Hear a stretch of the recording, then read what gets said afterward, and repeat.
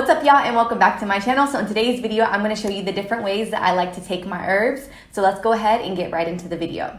So first, I want to start off with teas. Teas are a very common way to take herbs, but there are three different types of teas. You have infusions, you have decoctions, and then you have a blend of them both. So an infusion is basically steeping the herbs into hot water. Infusions are made with the softer part of the plant because steeping them in hot water is enough to extract all the medicinal properties from the herb to get the most out of it in your tea. Infusions are made with the softer part of the plant because steeping them in hot water is enough to adequately penetrate the herb cell walls. Infusing the leaves, buds, flowers, berries, and some seeds of plants will release a good portion of the herb's components into the water. So just to give you an example of what softer herbs can be referenced as, I have tila, damiana, sage, hops, red clover, and chaparral. So the example I'm going to make in this infusion is something that I would probably use for like PMS. I personally don't have any crazy cramps or anything like that. But when I'm telling you, sis, these mood swings, ever since I got my previous IUD birth control taken out, I feel like my mood swings have been crazy. So for me, this is a tea that I would take. So as far as making the infusion, you're gonna first take a teapot or a bowl or whatever you have to heat up water. I'm gonna start off by pouring some spring water into my teapot. I am then gonna go ahead and let the water boil. After the water has boiled, I'm gonna go ahead and turn off the heat. Once the heat is turned off, I'm then gonna take my herbs and put them into the water. The infusion method that I'm referring to can be found in this book. I will go ahead and link this book down below in the description box as well. But according to the book, you're gonna wanna use 1 tablespoon of dried herbs or 1.5 tablespoons of fresh herbs for every 8 ounces of water. So now I'm gonna go ahead and add 1/4 teaspoon of tila. Tila is good for the immune system. It relaxes nerves, relieves depression, it treats insomnia, fever, headaches, migraines, inflammatory skin conditions, and the liver and the gallbladder. I'm going to be using 1/4 teaspoon of sage, and sage is going to be something that I'm going to be using to cleanse, to calm. Sage is a very calming herb and it can help you relax. It's also great for menopausal hot flashes as well as reducing the inflammation in the body. Then I'm going to use 1/4 teaspoon of hops. Hops can break up inflammation, relieve pain, promote digestion, urination, and appetite. It also can help with sleeping disorders. It could reduce anxiety, tension, and help with ADHD, irritability, and nervousness. Then adding 1/4 teaspoon of red clover. Red clover is used as a blood purifier and it also helps with menopausal symptoms. Red clover is used for estrogen properties, a blood purifier, and used to break up calcification in soft tissue and to clean the lymph system of fluid waste. And now I'm going to use 1/2 teaspoon of blue vervain. Blue vervain is one of my favorite herbs. It's one of the first herbs that I actually started using. And I'm telling you, I feel like this herb is just a mood enhancer. It's a happy herb. It just makes me feel good. And it's directly used for menstrual cramps. It can help increase the milk production in women who are breastfeeding. Now I'm going to just take a spoon and make sure that the herbs are completely submerged in water so that the heat can do its work and extract all of the medicinal, wonderful things that these herbs have to offer. I personally like to steep my herbs for 45 to 60 minutes. Obviously, the more that you steep the herbs within a temperature that's going to actually extract without harming the herb's medicinal purposes, the longer you do it, the better it's going to be. The longer they steep, the more chemical components will be extracted as long as the water is hot. The darker the water, the stronger the infusion will be. Most often, I actually make my teas at nighttime, and then the next morning, I just heat them up slightly, and then I'll have it in the morning so that I have like a full 8 hours, 10 hours of the herbs just steeping so that all of the properties can be extracted out of the herbs and I get the most out of my tea. According to this book, these infusion herbs, these softer, more delicate herbs cannot be heated too high. Each herb is different, so I can't give you an exact temperature. So you're gonna always wanna make sure that you're using your softer, more delicate herbs and you're steeping them rather than boiling them and thinking that you're gonna get more. After a certain temperature, you're actually stripping the herb from its medicinal properties by overheating. And then when I am done with my herbs, I like to always return the herbs back to the earth. This is also a really good way that you can fertilize your plants and even your outdoor garden. The next type of tea that I'm going to be showing you is a decoction. So a decoction is made up of more dense herbs. Decoctions are similar to infusions, but they use tougher parts of the plants like roots, twig, and bark. These parts of the plant are harder and tougher. Pouring boiling water on them will release only a small amount of the herb components. Decoctions involve boiling and simmering these parts of the plant so that you can effectively extract the chemical component. Giving you some examples of some herbs that can be used for decoction are dandelion, yellow dock, burdock root, and sarsaparilla. And blending these herbs together is going to be an example of a decoction that's going to be kind of like a general cleanse. I'm going to be using 1/2 tablespoon of burdock root. Burdock root is a blood purifier, liver cleanser, and kidney cleanser. Next, I'm going to be using 1/2 teaspoon of sarsaparilla root, and sarsaparilla binds with toxins for the removal. Next, I'm going to be using 1/2 teaspoon of yellow dock, and yellow dock is also a blood purifier, liver cleanser, and a kidney cleanser. I'm also going to be using 1/2 teaspoon of dandelion root. Dandelion root is going to be something that's going to give you lots of energy, and it's also used as a replacement for coffee in the morning. It also helps with your skin, liver support, eczema. It's a blood tonic, and it's a liver cleanser. So for this decoction, I'm going to be doing the same thing. I'm going to be filling up my teapot with spring water. The way that I like to do my decoctions is I like to let the water boil. Once the water has boiled, I then add my herbs, and I continue to let the water boil for about 10 minutes. And then after that, I like to reduce the heat to a simmer, and I like my herbs to simmer for a minimum of 1 hour. Turn off the heat, let it infuse over the night, and then in the morning I would just turn it on, let it heat, and enjoy my tea. According to the book, the way he likes to do his decoctions is same thing. You're using 1 tablespoon of dried herbs or 1.5 tablespoon of fresh herbs for every 8 ounces of water. He likes to boil, then cover and simmer, and reduce the heat on low for 30 minutes, allow the herbs to simmer. Another tip that he mentions in this book is if you would like to make a larger quantity of tea, you would then just multiply. So for example, you would multiply the tablespoon per herbs and ounces of water by the same number to increase the amount of infusions. So if you use 4 tablespoons, you will then be using 32 ounces of water. So those are 2 different examples of different ways that you can extract herbs into teas. Now, infusions and decoctions are not a this or that for me personally. Most of the time, 9 times out of 10 or even 10 times out of 10, I'm actually blending both of them together. So the example of the blend that I'm going to show you is for somebody who has fibroids or very heavy menstrual cycles. This is actually something that I got from the book. I did change a few components, but for the most part, it's pretty similar. So I'm first gonna take hydrangea root. Hydrangea root is an anti-inflammatory, antiseptic, and it dissolves calcium deposits in soft tissue. Then I'm going to take 1 part of sarsaparilla root, and sarsaparilla can be used for sexual impotence, and it also binds with toxins for the removal of the blood in the body. I'm gonna use 1 part mugwort, and mugwort isn't in this recipe that's in the book,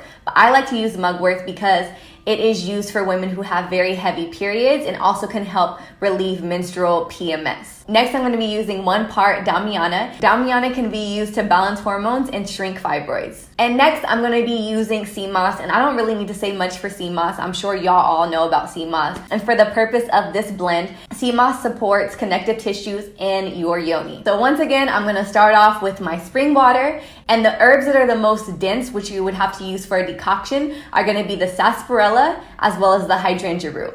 So I'm going to take my 1 part of the hydrangea root and then 1 part of my sarsaparilla root, and I'm going to boil these for a minimum of 10 minutes and let them simmer for about 20. Then after the 30 minutes is up of them boiling / simmering, I'm then going to add my more delicate herbs so that I can use these as an infusion. I'm going to take 1 part of the mugwort and 1 part of the Damiana and let these infuse in the tea. I'm now going to let this tea infuse for about 1 hour, or basically until the teapot isn't hot to touch. After it's infused, I'm going to then pour it into a teacup and then add 1/4 teaspoon of my sea moss powder. This sea moss powder is hard to stir, so you're going to have to use your spoon and kind of scrape it on the edge of the cup so that it doesn't get too clumpy. I personally love citrus in my teas, but especially with sea moss because it does have a very strong ocean-like taste. I feel like the lime helps kind of balance out that flavor, so I'm going to add a fresh squeezed lime into my tea, and then I'm going to go ahead and enjoy.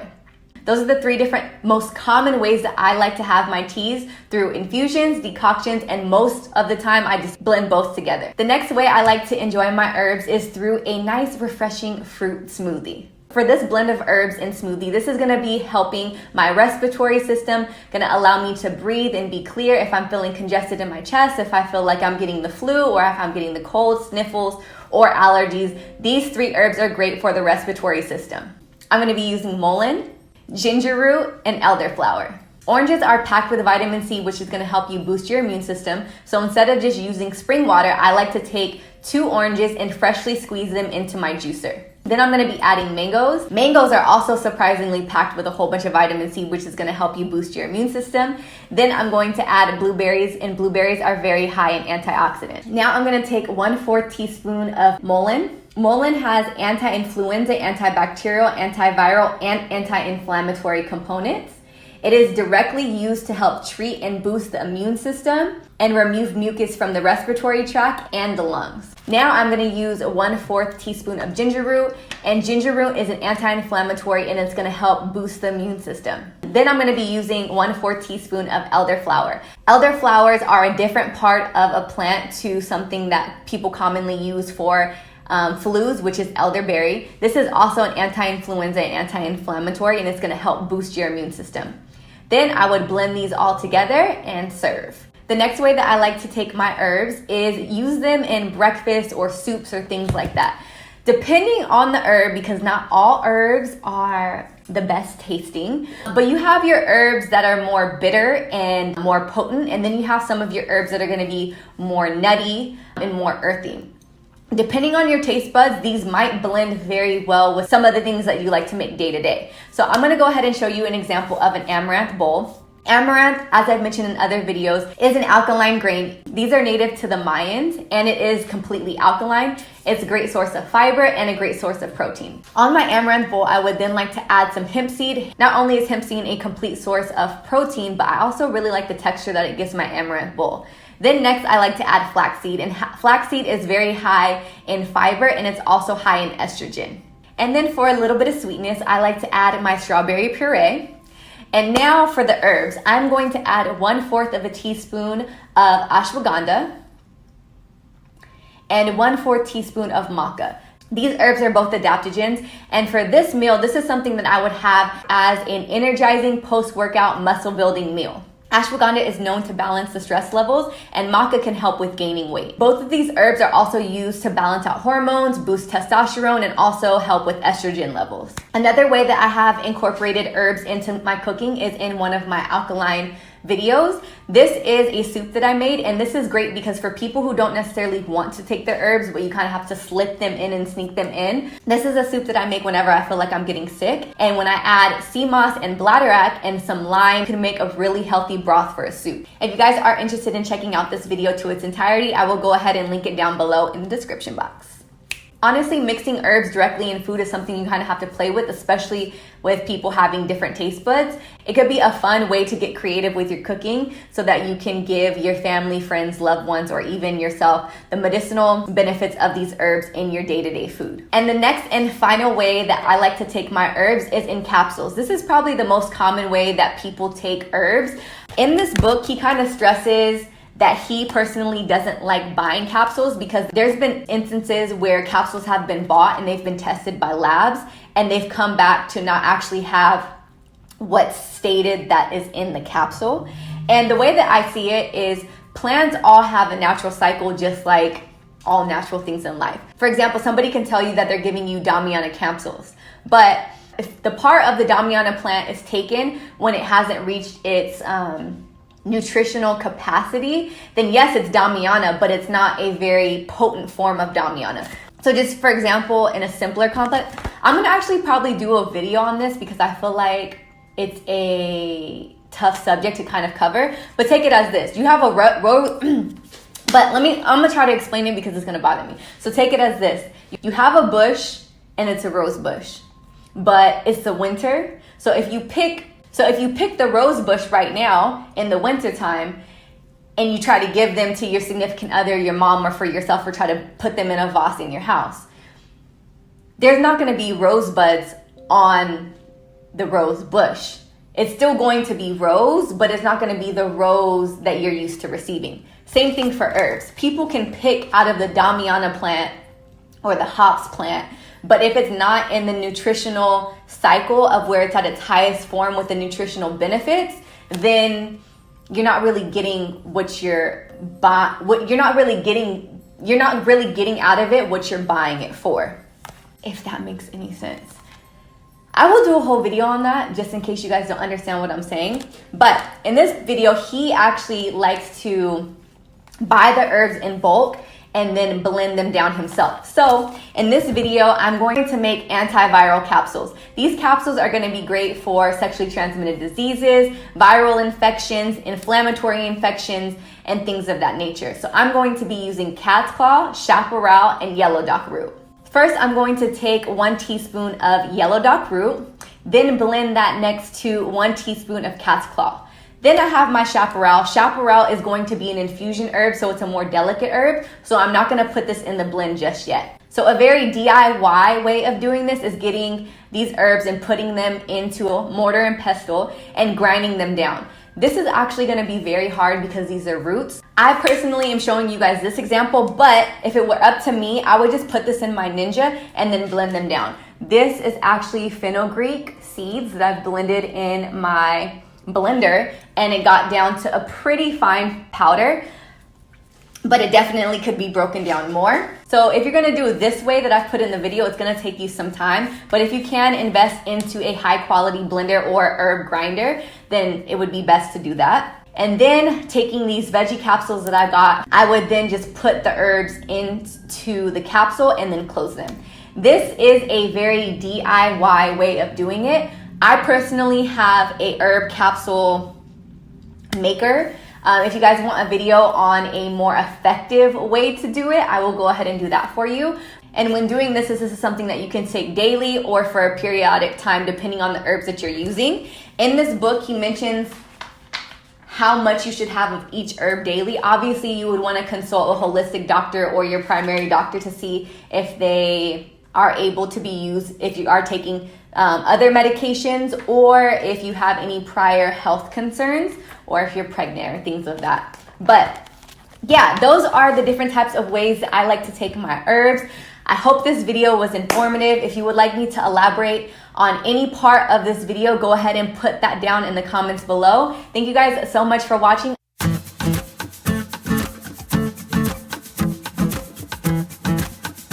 Today I'm going to show you how to make turmeric tea. Now this is perfect for the up and coming flu and cold season. Hopefully it'll help you avoid that. This will really help to hopefully boost your immune system so that you can, ward off all those germs and stay healthy. Before we get started, go ahead and click that subscribe button and give me a like if you enjoy the video. Now this recipe is very similar to my very popular golden milk recipe, which is different than this in that one has some milk alternative to it. This is much lighter, just like a regular tea, and I think you'll love it. All right, so we're going to start with some water. We're going to place 5 cups of water into a saucepan. And then I'm going to place the water on the stove and bring it to just a boil. And while I'm doing that, we're going to chop up the rest of our ingredients, or get them ready.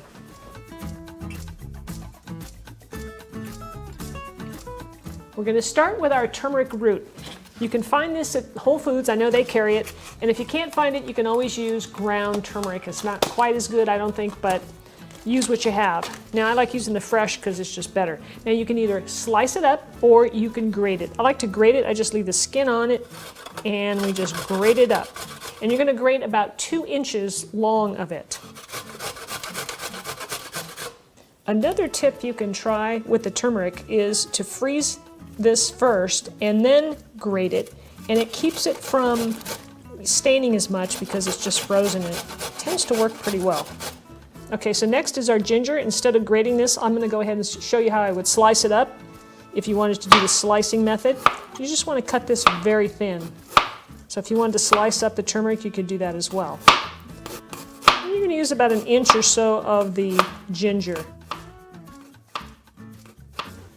Our next ingredient that's going to go into the pot is some lemon. Now I'm using an organic lemon here, and you want to peel it. I like to use just a potato peeler because it peels it very nice and thin, and you don't want to get too much into the white. Did you see? You see how this is mostly just the peel itself and not much of the white at all. So that's what you want. You get the nice oils from this. It's just adds a really nice flavor. That looks pretty good. So we're going to put all that in our pot. And then we're gonna juice our lemon as well. So I'll have that ready. I'll cut it in half.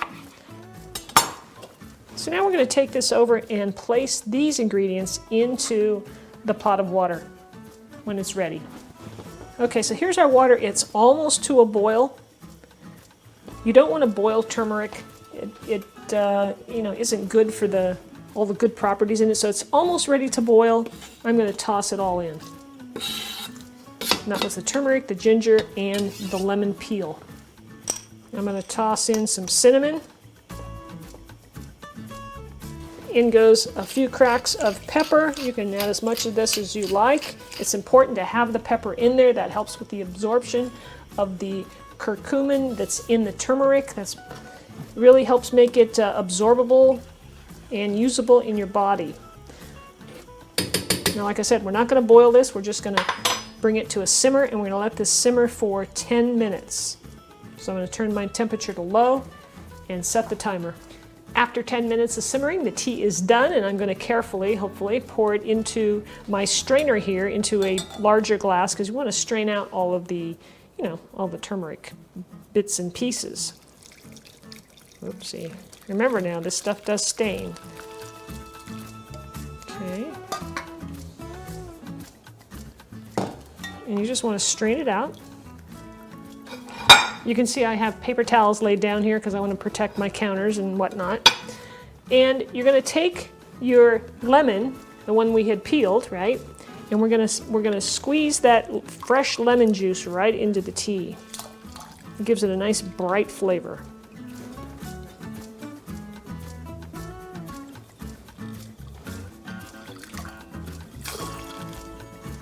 Now this tea will last you for about 3 days. I make about 3 days worth, and I store it in the mason jar here and in the fridge, and it's great. It's easy and convenient once we've made it. And then when I go to serve it up, I pour it into a cup. Now you want to add a little bit of fat to this. That also helps with the absorption of the turmeric along with that pepper. So you can use any kind of fat you want. You can use butter, you can use ghee, I'm using coconut oil. And you want about, maybe just almost a teaspoon into 1 cup of tea. And that will quickly dissolve right into that because the tea is still hot. I add the coconut oil each time I pour a cup. I don't put it in the whole batch just because the coconut oil solidifies. I like to just do it individually. When I heat up another cup, I just add a teaspoon of coconut oil to it and I add some honey, and that's it. So I like to use raw honey, so you can add as much of this as you want. So we'll just place that in there, and there's our cup of turmeric tea, our immune boosting tea that's going to keep you healthy. All right, here we go. Let's do a taste. I love that flavor. That is really delicious. It's got that nice brightness from the lemon. You can taste the turmeric a little bit. It's not that big of a deal. The cinnamon, I could even go for a little more cinnamon. I think a little bit more might be nice.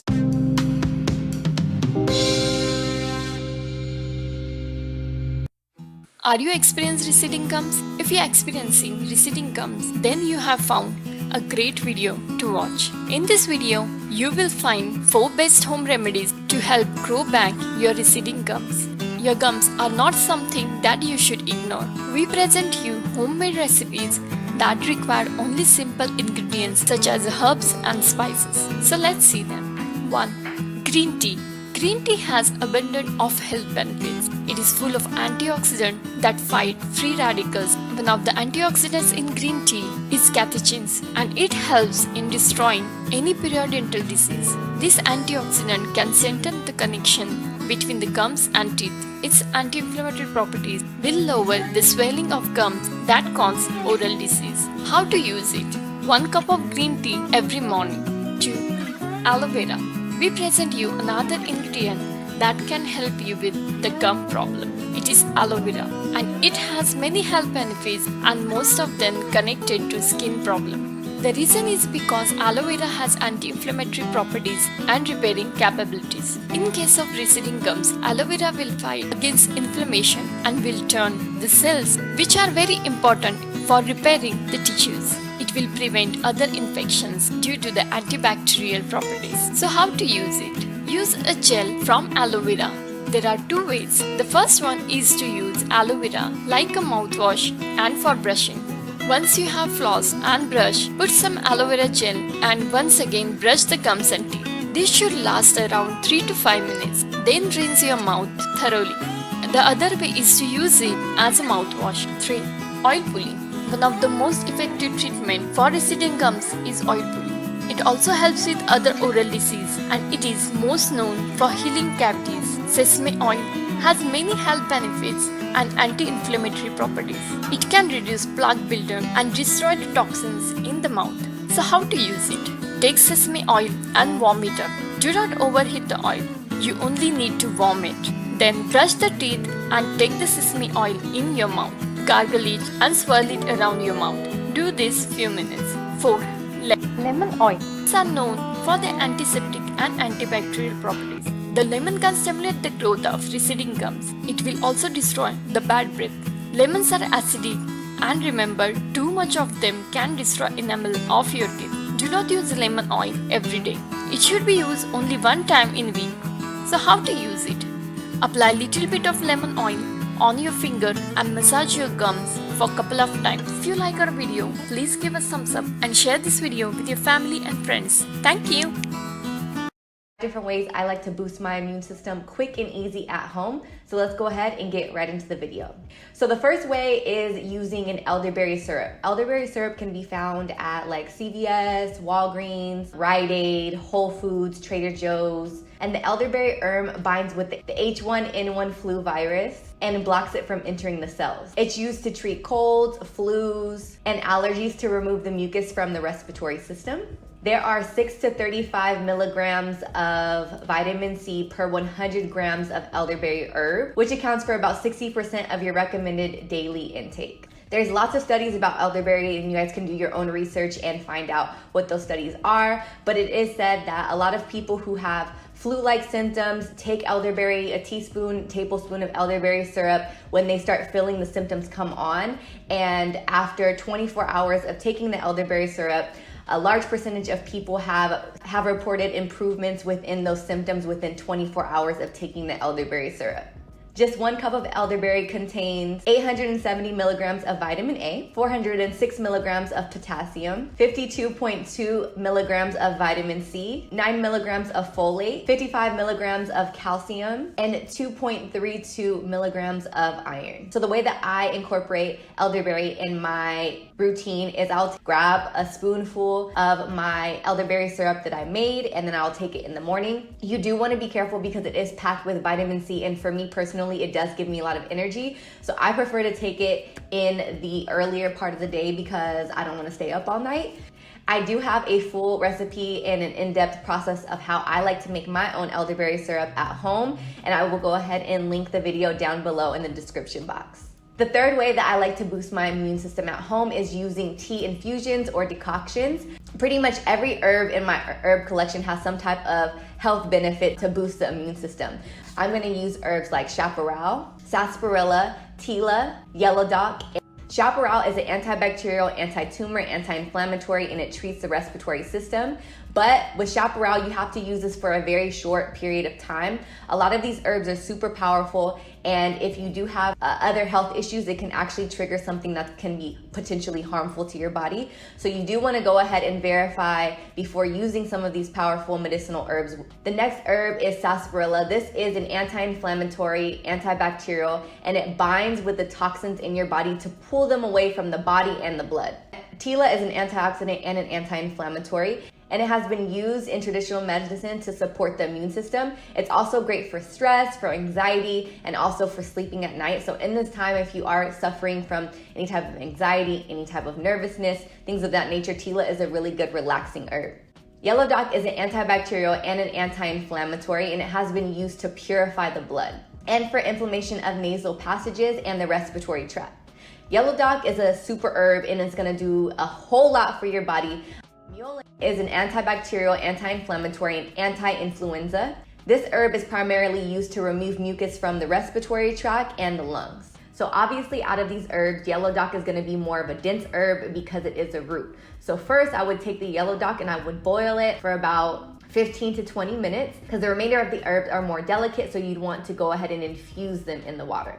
I have a more detailed video about diffusions and decoctions, and I will go ahead and link that down below in the description box so that you guys can go ahead and get a deeper dive into what that actually means. Basically, certain herbs can only be cooked, heated, boiled, simmered at a certain temperature. After you've reached or surpassed a certain temperature, you're actually stripping it away from its natural medicinal purposes, whether that be minerals, vitamins. So you want to make sure that you're not overcooking or overboiling or over simmering some of your herbs, because you're not going to get the actual properties in the herbs that you're using them for.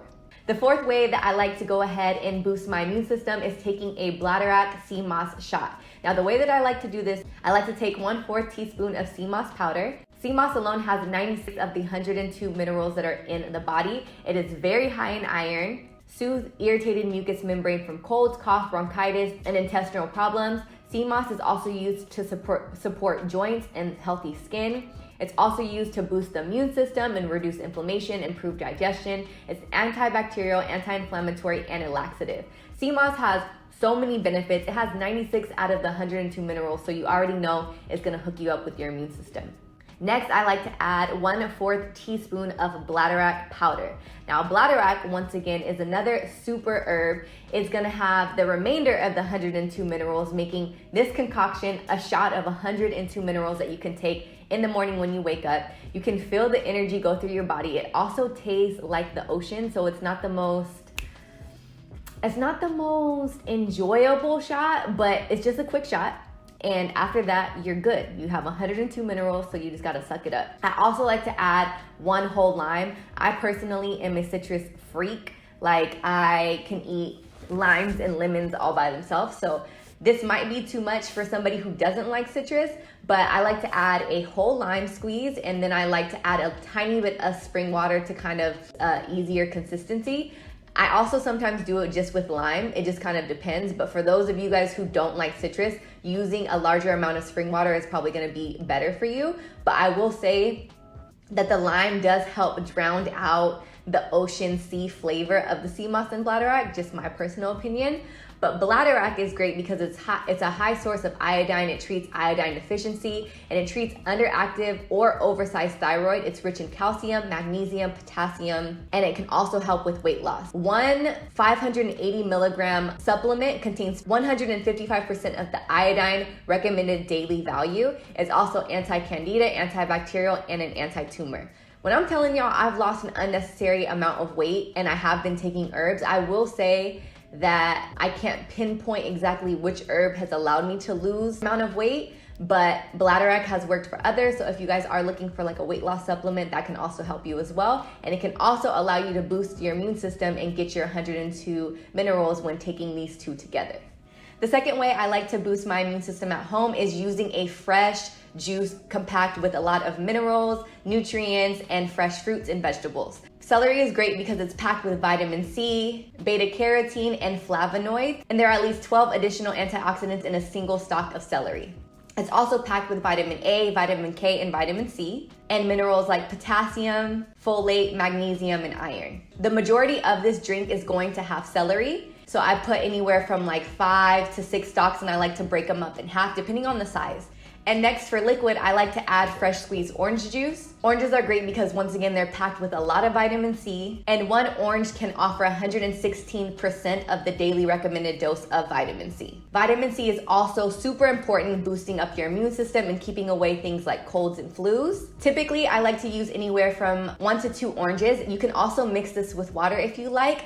And I also like to add lime juice to this. Limes are great because once again, they are packed with vitamin C. Having a single shot of lime in the morning can help boost your immune system. It's packed with vitamin A, vitamin C, vitamin B, and vitamin D. It also contains potassium, magnesium, and calcium. Then for just a little bit of sweetness, I like to add a tiny bit of mango.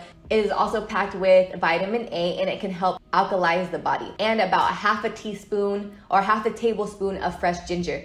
Ginger can be a little bit strong, fiery, spicy to some people, so do this to taste. I personally don't mind ginger, so I like to put half a tablespoon of ginger into my drink. And ginger root is great because it burns the toxins out of the body. It helps improve your circulation. It also can aid in cellulite, and it removes the mucus from the lungs and the respiratory system. The last way I like to boost my immune system, and it might sound corny, but I swear exercising helps so much. Not only does exercising boost your immune system, but it can also help you with stress, and it can also help you with sleeping. Hi friends, welcome back to my channel. I hope you've been doing great. In this video, I'm going to be sharing with you what I use for a toxin-free smile.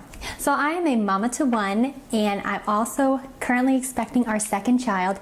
And there's just something about having that little person inside of you and what you learn when you're pregnant, that what you eat, what you drink, the products that you use for self-care and for cleaning the home, that those things can actually affect the well-being of your child. And I mean, it's a little bit overwhelming to think about, even down to how you're feeling can affect your child. So that started a journey for me to try to have a toxin-free home, a toxin-free lifestyle. It's definitely been an incremental changes. And so the journey started first with my cleaning supplies. That seemed the obvious place to find chemicals, is in cleaning supplies. And then I started moving into personal care. So that's what this video is all about, is personal care in the realm of oral hygiene and mouth health. So let's go ahead and get right into this video, and I'm going to show you what I use and even what I make to have a toxin-free smile.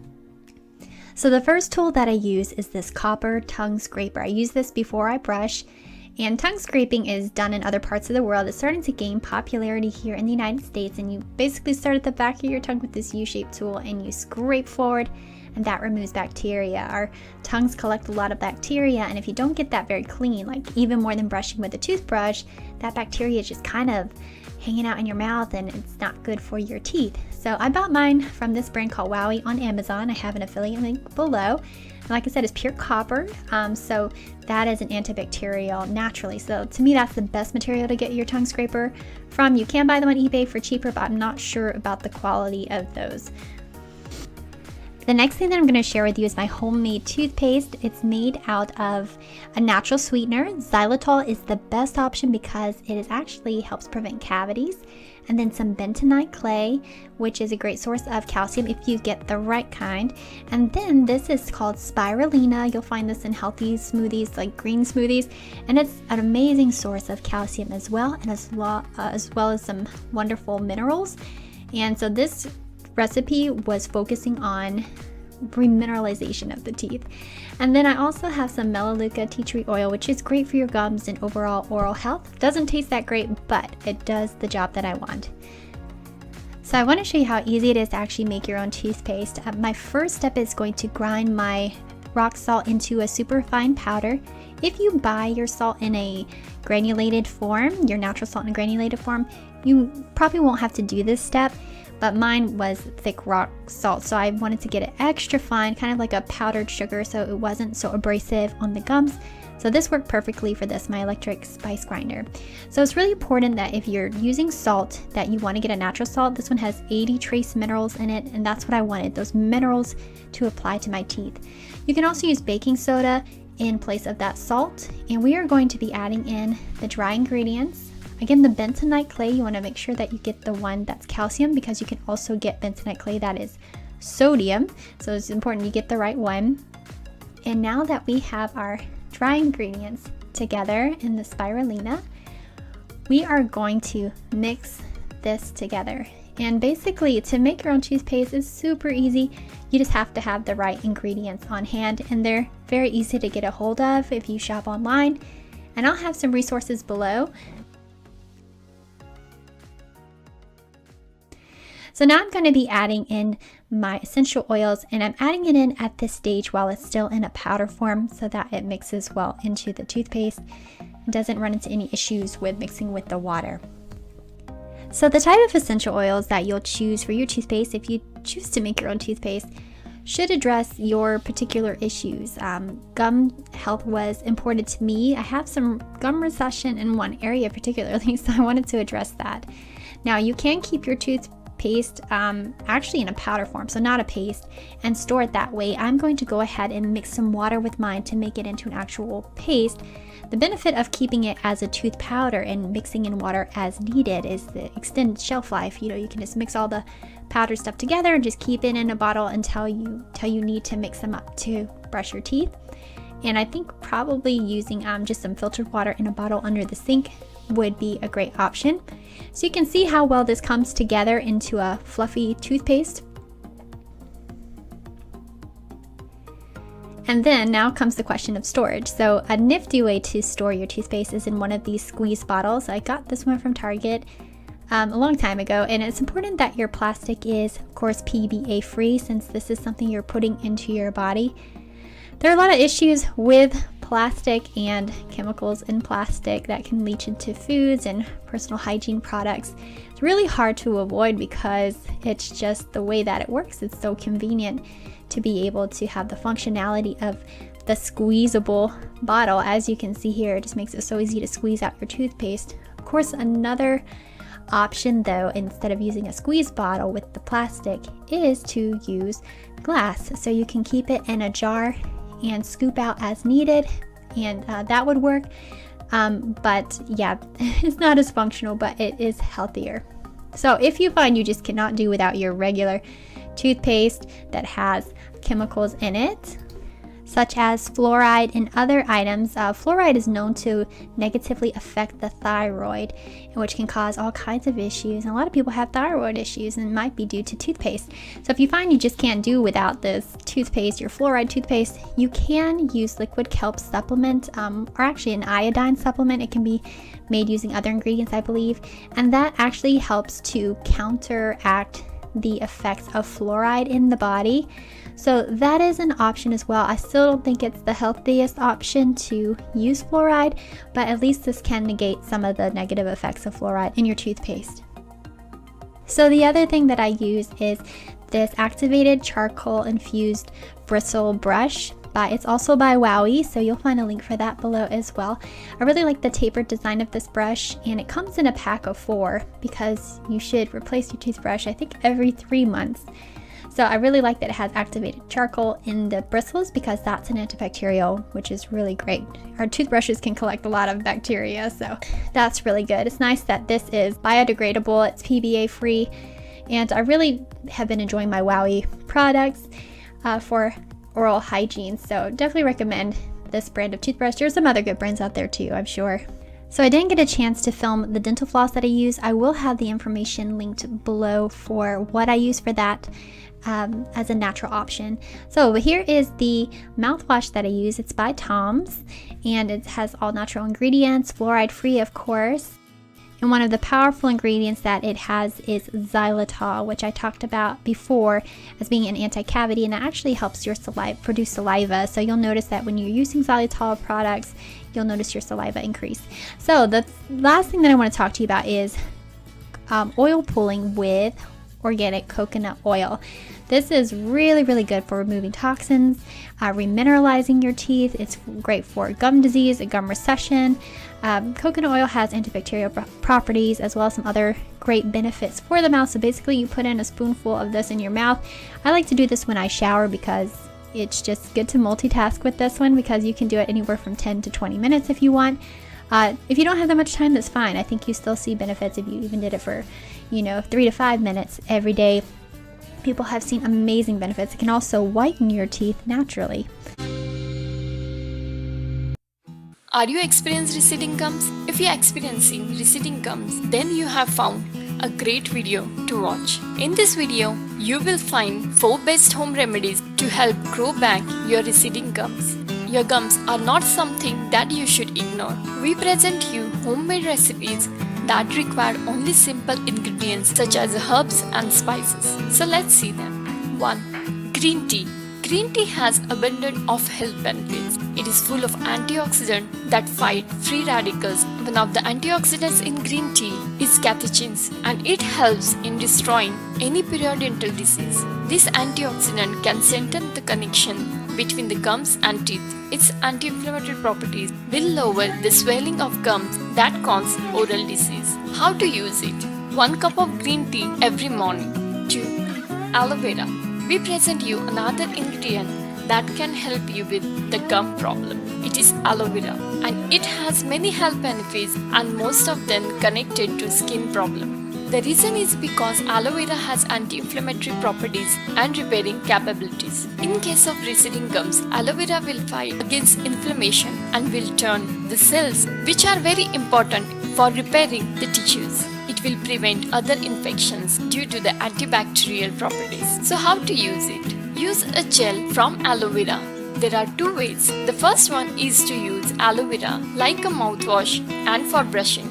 Once you have floss and brush, put some aloe vera gel and once again brush the gums and teeth. This should last around 3 to 5 minutes. Then rinse your mouth thoroughly. The other way is to use it as a mouthwash. 3. Oil pulling. One of the most effective treatment for receding gums is oil pulling. It also helps with other oral disease and it is most known for healing cavities. Sesame oil has many health benefits and anti-inflammatory properties. It can reduce plaque buildup and destroy the toxins in the mouth. So how to use it? Take sesame oil and warm it up. Do not overheat the oil. You only need to warm it. Then brush the teeth and take the sesame oil in your mouth. Gargle it and swirl it around your mouth. Do this few minutes. 4. Lemon oil. These are known for their antiseptic and antibacterial properties. The lemon can stimulate the growth of receding gums. It will also destroy the bad breath. Lemons are acidic, and remember, too much of them can destroy enamel of your teeth. Do not use lemon oil every day. It should be used only 1 time in a week. So how to use it? Apply little bit of lemon oil on your finger and massage your gums for a couple of times. Well, friends, thank you so much for joining me in this video today. I hope you were inspired and got some tips from learning what I've discovered and what I've been using. And if you have anything you'd like to share with me, please comment below. If you found any products that you like, or if you've tried any of the things that I shared, I'd love to know what your thoughts were about them. And if you've enjoyed this video and just the topic of toxin-free living, toxin-free self-care, please give this video a thumbs up to let me know that you like this topic and maybe you'd want to see more content on this topic. And I'd be happy to share with you what I've researched and what I've applied in my lifestyle. So I look forward to seeing you in my next video. Bye.